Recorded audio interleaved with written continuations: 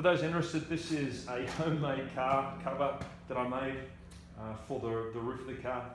Why I made it, I wanted something that didn't cover the paintwork itself, because if you have a cover that covers the paint, there's dust on the car, it gets scratched by a cover that's going to flap around in the breeze. So I wanted something that's just for the roof to keep the sun off it, and also, more importantly, to keep the heat out of the car. Where I park my car at work is out in the sun, and here in Australia in the summertime, the summers can be a bit brutal, so the temperature getting inside the cabin during the day was just unbelievable. When it's 40 degrees outside, it was, you know, a lot hotter than that inside, and clearly that's going to degrade the interior of your car over time.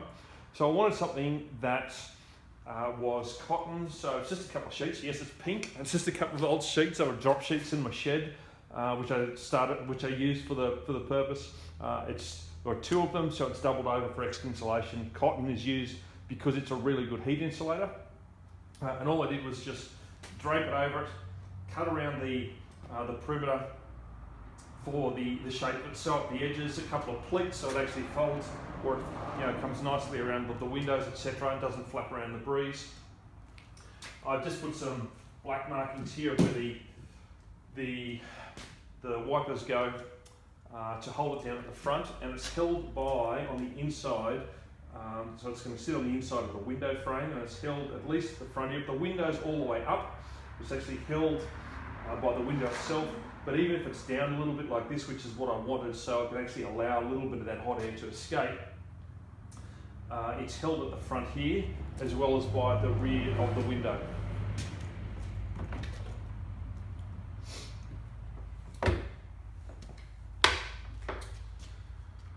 To actually hold it to the inside of the window, because I didn't want any sunlight to actually sort of pass through it underneath it, what I've done is I've just made a couple of sleeves. This is some strips of light plastic which sit inside here, and there's a couple of those, so when it's on the inside, there's actually some really nice slots on the inside here which go about 1 centimetre or so down that plastic will slot into, and when you're closing the door, it's really easy just to shove those in there like that. It completely covers up the door sill, and then you can just close it and it's held in place. So if you wanted to, you could quite happily have that down a little bit to let hot air out, or you could just have that all the way up. You can, like I've done before, you just shove that plastic in there, close the door, it slots up in there and holds it really, really firmly. It's not going to go anywhere.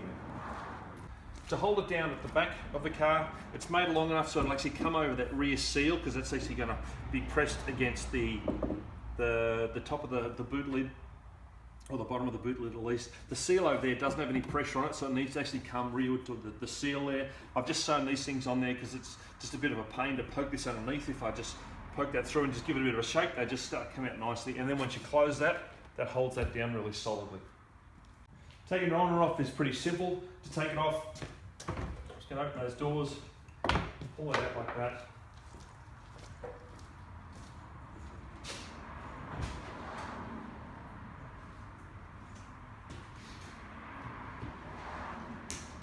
Lift that, and I'm just going to fold that up like this.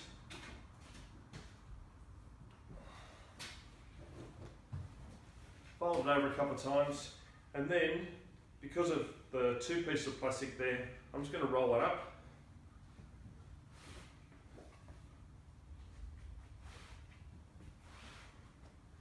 So that's how big it ends up, and I just shove that behind the seat. It sits nicely there.